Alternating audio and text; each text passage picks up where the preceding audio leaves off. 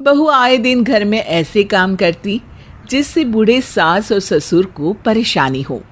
जैसे कभी सास को फ्रिज से हाथ नहीं लगाने देती, सास ससुर के कपड़े वॉशिंग मशीन में नहीं जाते, सास खुद ही कपड़े धोती, सास ससुर डाइनिंग टेबल पर खाना नहीं खाते, जमीन पर बैठना होता और थाली भी बहू उन्हें सरका कर देती, क्योंकि बहू को अपनी दहेज में आई चीज़ों की बहुत फिक्र थी।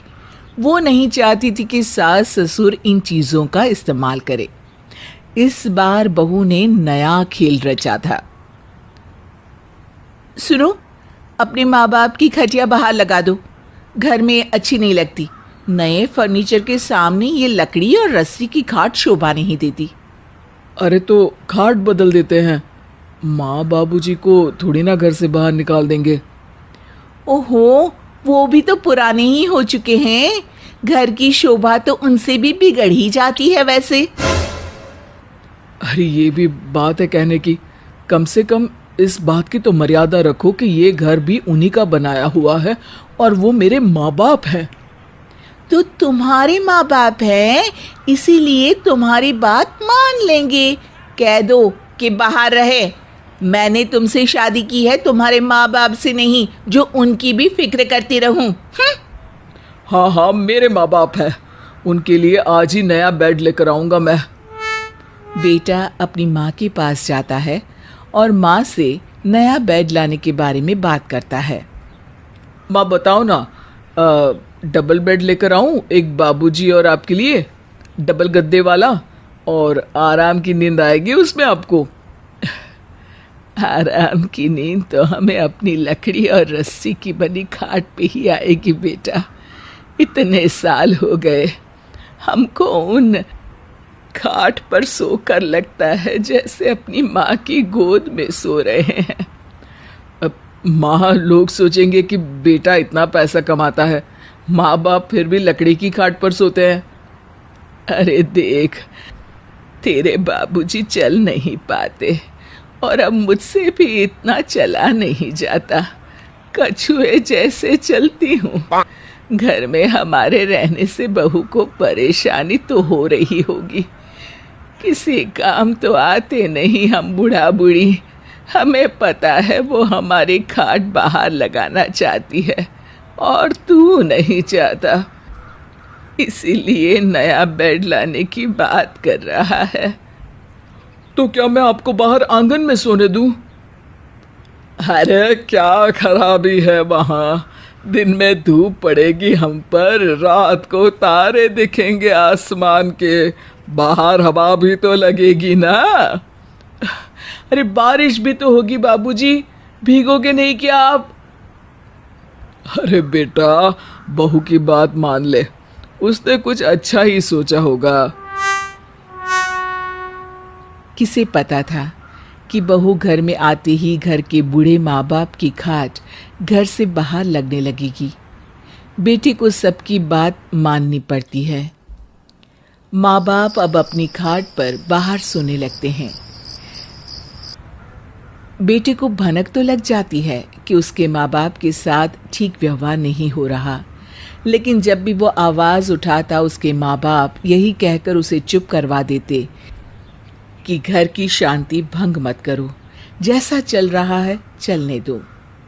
बेटे की आदत थी वो रोज़ अपने माँ बाप को कार से सुबह मंदिर लेके जाता, जहाँ बूढ़े माँ बाप भगवान के दर्शन भी कर लेते और अपनी उम्र के लोगों से बातचीत भी कर लेते, जिससे उनका मन लगा रहता। लेकिन एक दिन, अरे मंदिर जाना है या बारात में, कार मत लेके जाया करो। अरे लेकिन माँ और बाबूजी पैदल थोड़ी ना चल सकते हैं, जब तक चलते थे तो अकेले ही पैदल चले जाते थे ना। तो स्कूटर पर ले जाओ ना। अरे स्कूटर पर ट्रिपलिंग करो? अरे बाबूजी से उनका शरीर भी नहीं संभलता, कहीं गिर गए तो। अरे मेरे बाबूजी ने कार मेरे लिए लेकर दी है, मैं तो उसमें घूम ही नहीं पाती। अरे तो ले चलूंगा ना तुम्हें घूमने, ऐसी हरकत मत करो यार, मेरे माँ बाप की थोड़ी तो इज्जत करो।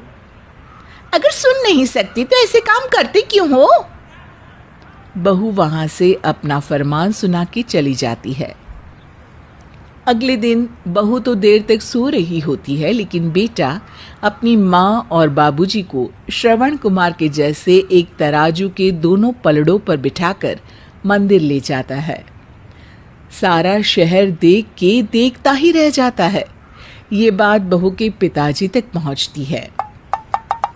अरे दामाद जी, क्या मैंने सही सुना कि आप कंधों पे तराजू रख के और उसमें अपने माता पिता को बिठाकर मंदिर ले गए थे? जी ससुर जी, श्रवण कुमार भी तो अपने माँ बाप को ऐसे ही तीर्थ यात्रा के लिए लेकर गए थे ना, मैं तो बस मंदिर ही गया था। और ऐसी क्या मजबूरी थी? आपकी बेटी, उसे अच्छा नहीं लगता कि मेरे माँ बाप आपकी दी हुई चीजों का सुख ले। वो नहीं चाहती कि मेरे माता पिता आपकी दी हुई कार से मंदिर जाए। क्या दामाद जी सही कह रहे हैं? हाँ, वो मतलब मैंने ही कहा था, पर बेटी, अगर ये कार मुझे या तुम्हारी माँ को किसी काम से चाहिए होती तो तुम ऐसे ही नाटक करती क्या देने में? नहीं पापा, आप ही की तो है ये, मैं कैसे मना करती। आप जो मांगेगे वो दे सकती हूँ आपको पापा। पक्का? हाँ हाँ पक्का पापा। बेटी, तुम अपने पति के माँ बाप को अपना माँ बाप चाहे मानो या ना मानो, लेकिन मैं अपने दामाद को अपना बेटा ज़रूर मानता हूँ। तो आज से ये कार मैं अपने बेटे जैसे दामाद को देता हूँ, और तुम इसमें तभी बैठोगी जब तुम अपने सास ससुर के साथ अपने माता पिता जैसा बर्ताव करोगी। बहू ने तो सोचा भी नहीं था कि उसी के पिताजी आकर उसके ससुराल वालों की तरफदारी करेंगे। बेटा, हम तो नहीं जाएंगे अब कार से मंदिर। हाँ, भगवान तो भीतर है, मंदिर क्यों जाए? बहू की कार है, उसी को चलाने दो। अगले दिन जब बहू कार लेकर निकलती है तो सब उसे नीची नजरों से देखते हैं। तब उसे समझ में आता है कि इज्जत कार से नहीं, परिवार को साथ लेकर चलने से बनती है। वो घर आकर सबसे माफ़ी मांगती है और वादा करती है कि अब से सास ससुर को अपनी कार से ही मंदिर वो खुद लेकर जाया करेगी।